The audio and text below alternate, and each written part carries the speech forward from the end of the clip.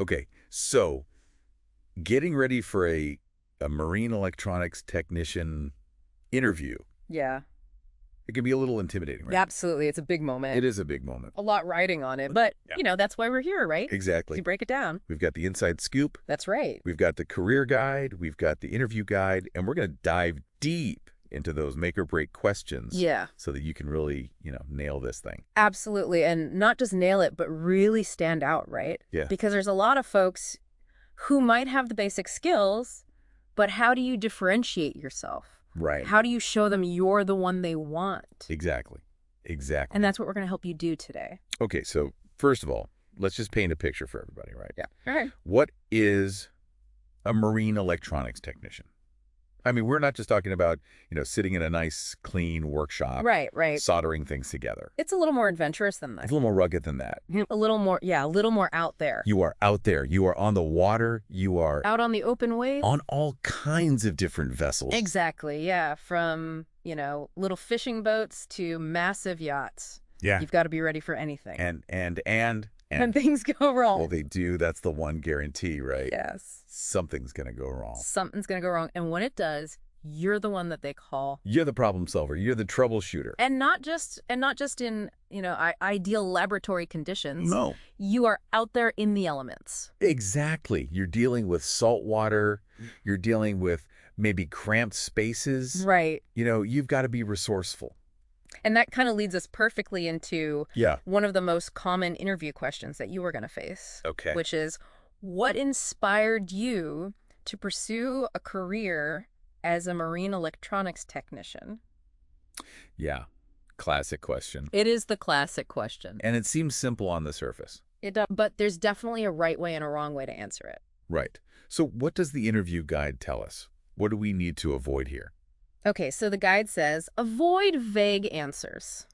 Yeah. Don't just say, oh, I love boats. Right. Right. Like, yeah, that's great. Everybody kind of likes boats. But what is it about the electronics side? Exactly. What is it about the problem solving? Yes. The challenge. Yeah. The fact that you might be the only one who can fix something when it breaks. Right. That's what they want to hear, that you're up for that challenge. That you are up for that challenge. So think about it, Yeah. when you're crafting your answer, Mm-hmm. think about, what is it about electronics? Is it the problem solving? Yeah, is it the tinkering? Is it, that aha moment when you figure something out? Yes. Yes. That's what you want to tap into. Okay, so we've got that passion, Okay. but we need to be able to back it up. Right. Got to show it. We got to show it. Not just tell it. No. So how do we handle the dreaded experience question? Ah, the experience question. Because what if we don't have a ton of experience? Right. And a lot of people going for this, they might be fresh out of school. Right. Maybe they've tinkered in their garage, but they haven't been, on a yacht fixing your radar system yet. Right. So what do you do? Well, this is where you've got to get a little bit creative. Okay. Right.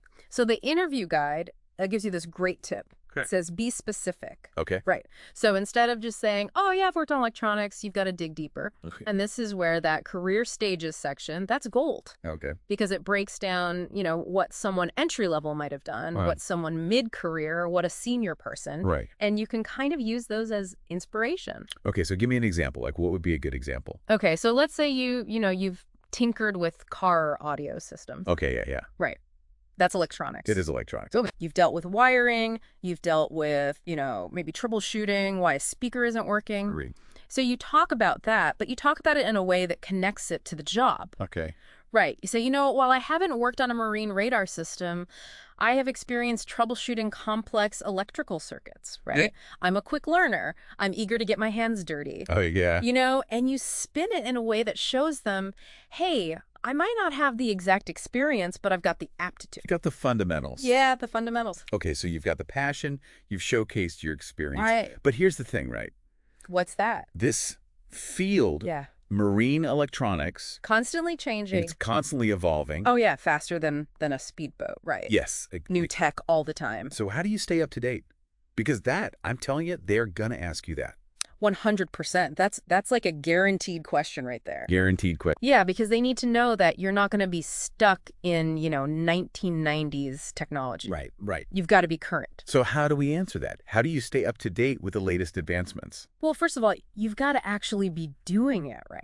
Right. Like, you can't just say, oh, yeah, I read a magazine article once a year. Right. You got to be actively learning. Okay. And lucky for you, the career guide, it's got a whole section called Knowledge and Learning. It does. It does. Okay, what does it say? Well, it talks about going to workshops, Okay. attending industry events, Reading trade publications, online courses. online courses, all that good stuff. So there's no shortage of ways to stay current Right, you just got to be doing it. and showing that you are doing it. Exactly. And the key is, when you're answering that question, mention specific things you've done, Oh. right? Like, hey, I recently attended this NMEA conference, or I'm currently enrolled in this online course on marine satellite systems. Oh, that's a great one. Yeah, Because that shows that you're actively invested. exactly. You're putting in the effort. Okay, so we've talked about experience, we've talked about staying current, Right. but there's another thing that can really make you shine in this field. Okay, what's that?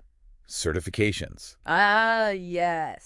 Certifications. Because those really demonstrate a commitment Absolute. to professional development. They show you're serious. They do. It's like, you've gone above and beyond Right. just the basic requirements. Yes, and the career guide actually mentions one in particular, They do. Which one? the CMA Oh, the CMA. Yeah. from NMEA. That's a big one. That is a big one. Yeah, the Certified Marine Electronics Technician. That's right. That carries a lot of weight in the industry. It does.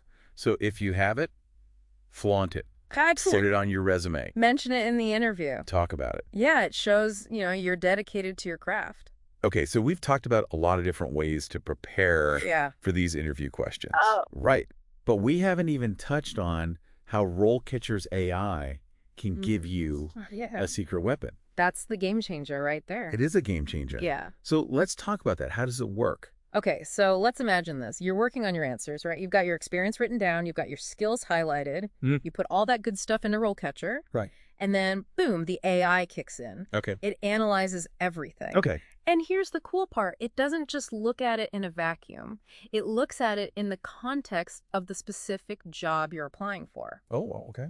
So it's reading the job description. Okay. It's comparing your answers to what that employer is looking for. So it's really tailoring it? Exactly. Okay. It's like having a personal career coach Wow. who's saying, hey, you might want to tweak this, or you forgot to mention this skill that they're really looking for. That's amazing. Fine. It's incredible. So it's not just about like general advice. No. It's really personalized. Right. It's personalized feedback. Wow, that's amazing. Yeah. Okay, so how does that work in practice? Like, give me an example. Okay, so let's say you're applying for a role that's really heavy on, I don't know, satellite communication systems. Right. Okay. Very specific. Very specific, very niche. You put your answer in Okay. about how you stay up to date on technology. Right.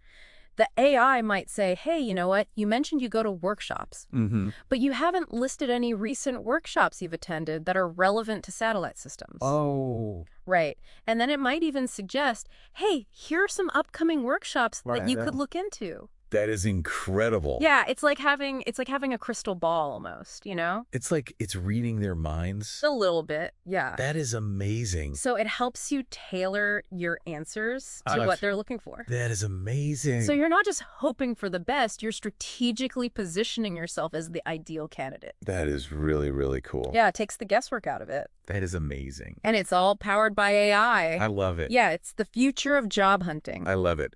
Okay, so Oh. we've covered a lot of ground here Yeah. about, how to really ace those marine electronics technician interviews. Absolutely. But we're not done yet. No, we're just getting started. We're just getting started. We're going to take a quick break. Okay. But when we come back, we're diving even I deeper do it. into those make or break interview questions. I'm ready. So stick around. It's like having like a superpower, almost. Right, like you've got this secret weapon in your back pocket. It's like a cheat code Yeah. for job hunting. Exactly. I love it. So, all right, we've talked about these kind of general questions. Right. The why this career, Right. the tell me about your experience. Right. Then they're going to hit you with those like Okay. behavioral questions. Yes. Those ones are always like, tell me about a time when. Ooh. Yes, those are tough. Right. They can be tough. Because it's like, oh my gosh, I got to come up with a story now. Right. And it's got to be a good story. And it's got to be relevant. Exactly. And you're on the spot. On the spot. And you're nervous. Yes, exactly. So how do you prepare for that? Yeah, that's what I want to know. Okay, well, first of all, don't panic. Okay, good. Right, we've got your back. Okay. The interview guide actually has some really good tips for this. Okay, what's it say? One of the most effective methods, and they talk about this a lot, is the STAR method. STAR method. Have you heard of this one? Refresh my memory. Okay, so STAR, it stands for situation, Okay. task, action, and result. Okay, so it's like a story. It's a storytelling framework Okay. that helps you structure your answer in a way that's clear, concise, and memorable. Because nobody likes a rambling story. Nobody, especially in an interview. Especially in an interview, yeah. They want you to get to the point. Okay, so how would we use that for a question like, let's see, describe a time you had to troubleshoot a complex electronics issue on a vessel. Okay, perfect example, because that's a really common one, right? So it's a very common one, yeah. So you're thinking back to your experience, and you're trying to think of a story that fits the STAR method. Okay. So first, the situation. Where were you? What kind of vessel were you on? What was the problem? So set the scene a little bit. Yeah, paint a picture. Yeah. Then the task. What was your responsibility in that situation? What were you tasked with doing? Okay. Then the action. This is the meat of the story, right? What specific steps did you take to troubleshoot the problem? What tools did you use? What was your thought process? Right. And then finally the result. What was the outcome? Did you fix the problem? Did you learn something new? Did you save the day? Exactly. Right. They want to hear that you're the hero of your own story. Okay, so give me an example. Like, what would be a really good example for this particular question? Okay, so let's say, you were working on a sailboat, right? Oh. And the autopilot system went down. Okay. And this was, not just like a casual sail around the harbor. Right. This was like a multi-day passage. Oh. Yeah. So the stakes are high. Right. So you start by describing that situation. I was working on a sailboat, we were on a multi-day passage, and the autopilot system failed. Then you talk about the task. My responsibility was to diagnose the problem and get the system up and running again as quickly as possible. Okay. Then you get into the action. I started by checking the power supply. Then I used the boat schematics to trace the wiring, looking for any loose connections or faulty components. I used a multimeter to test the sensors and the control unit. Right. You're getting specific. Wow, you sound like you know what you're talking about. Well, I've heard a few of these stories in my time. That's impressive. But you get the idea, right? You're showing them, your stuff. And then the result. After several hours of troubleshooting, I finally isolated the problem to a faulty sensor. I was able to replace it with a spare part, recalibrate the system, and get the autopilot back online. The captain was relieved, we were able to stay on schedule, and I learned a valuable lesson about the importance of thorough troubleshooting. Wow, that's a great story. Right. It's concise, it's detailed, it shows you can solve problems under pressure. And you save the day. Exactly. You save the day. That's the key. That's what they want to hear. I love, okay, so we've got, the STAR method, Right. we've got our story. Yes. But how do we tie that back to the actual job? Great question. Because you want to make sure that they see the connection. Right.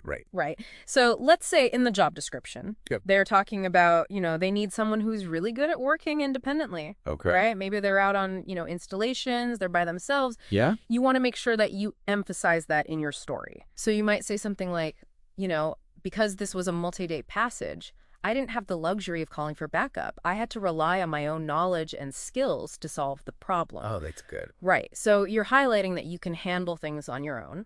Okay. Or maybe the job description talks about the importance of, clear communication. Okay. Because you're dealing with clients. Right. So you might say, throughout the troubleshooting process, I made sure to keep the captain updated on my progress. I explained what I was doing in a way that was easy to understand, and I let him know as soon as I had a solution. That's good. Right. So you're showing them that you can communicate effectively, even under pressure. Okay, so it's really about understanding what they're looking for. Exactly. And then tailoring your story. Yes, 100%. To fit those requirements. It's like a puzzle. You've got all the pieces. You just got to put them together in the right way. I love it. Okay, so we've tackled the tell me about a time questions. But there's one more thing that I think is really important to talk about. Okay, what's that? And that's safety. Ah, yes, safety. Because in this line of work, huge. it is absolutely crucial Non-negotiable, right? Non-negotiable. You're dealing with electricity, you're dealing with water. You're out on the open ocean.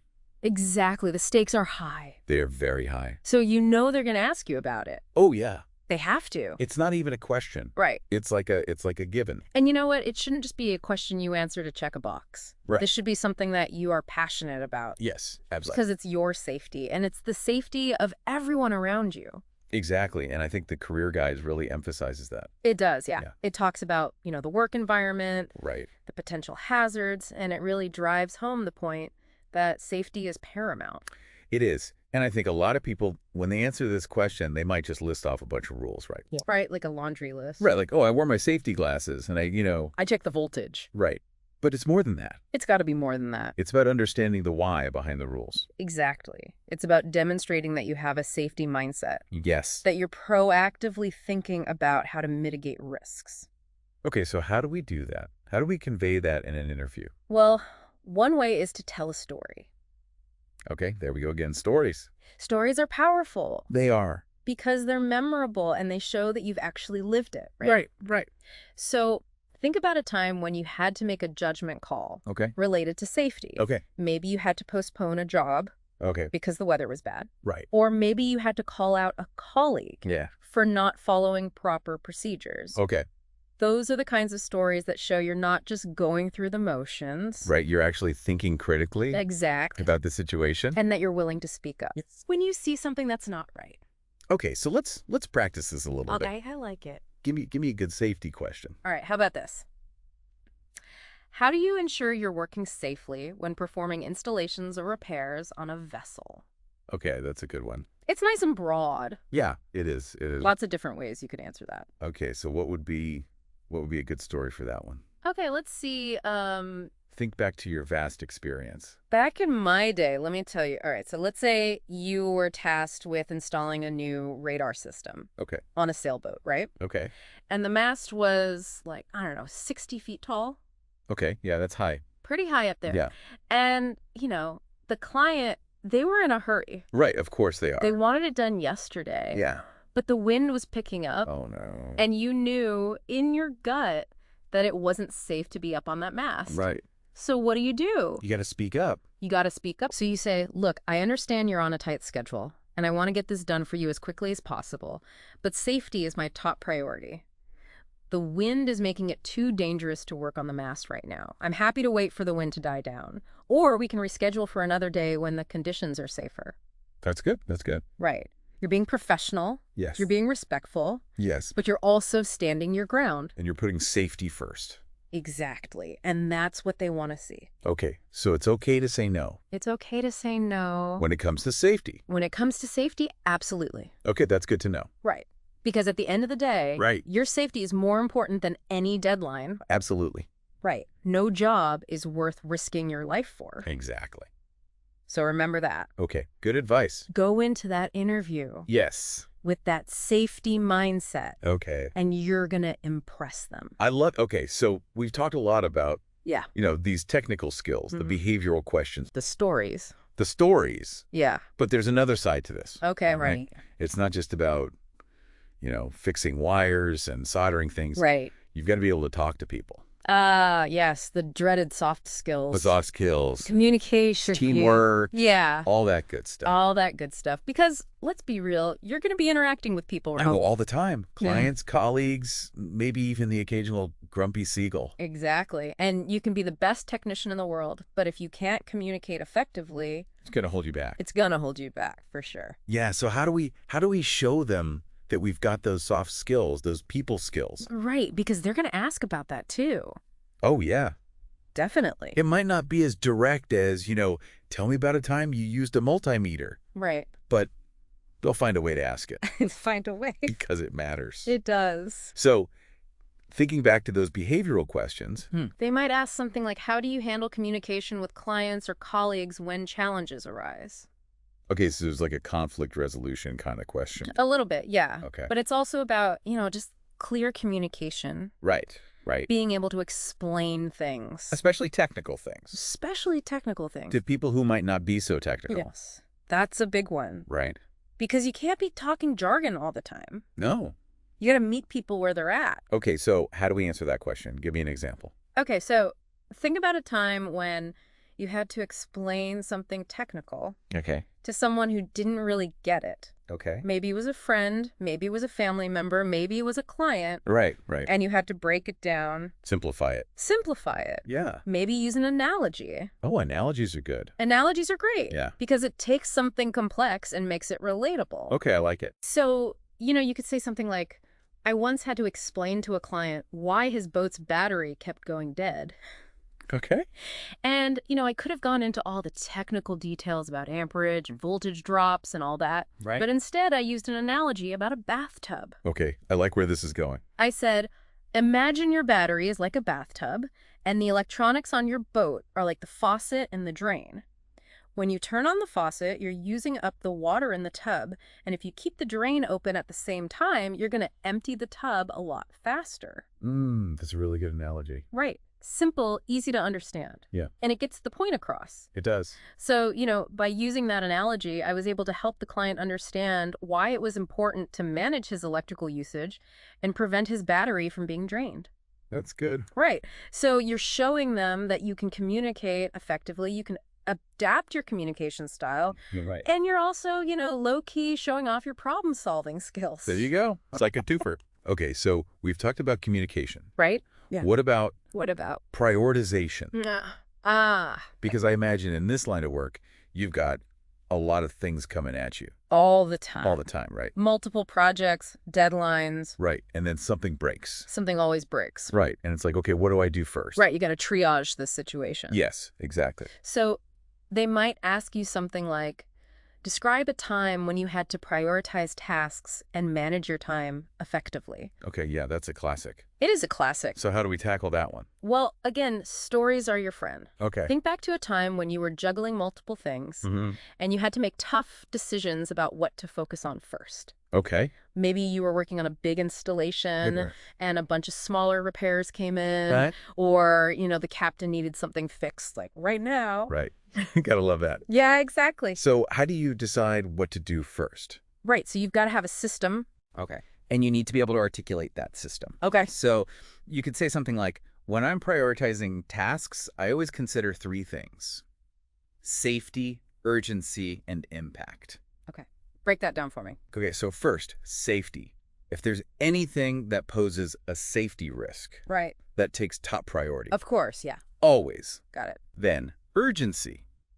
Are there any deadlines that are looming? Are there any tasks that are time sensitive? Okay. And then, impact. What's going to have the biggest impact on the operation of the vessel or the satisfaction of the client? Okay, so it's like a little hierarchy.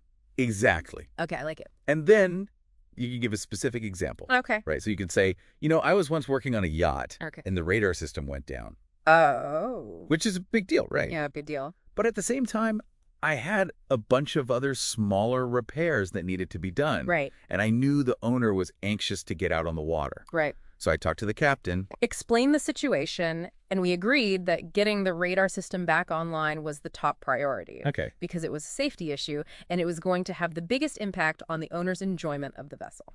Okay. So you communicated, Yes. you assessed the situation, Right. and you came up with a plan. Exactly. Okay. That's good. And that's what they want to hear. They want to know that you can handle the pressure, Yes. that you can think clearly Exactly. and make good decisions. And that you're able to communicate those decisions Right. to everyone involved. Excellent. Okay. So So, we're coming to the end of our deep dive here. yeah. And I feel like we've covered so much ground. We've been through a lot. We have. But in a good way. But in a good way, yeah. Like, I think we've given our listeners a lot to think about. I think so too. And I think the biggest takeaway for me is that Yeah. acing these marine electronics technician interviews, it's not just about, It's not just about the technical stuff. it's not just about the technical stuff. It's about, who you are, It's about how you think how you problem solve, and you communicate. how you handle pressure. Right. It's about the whole package. The whole package, exactly. And I think if you can go into that interview Yeah. and really showcase those things, Mhm. you're going to be golden. You're going to crush it. You're going to crush it. Absolutely. Yeah. So, as always, thank you so much for diving deep with us, My pleasure. and we'll see you next time. See you later.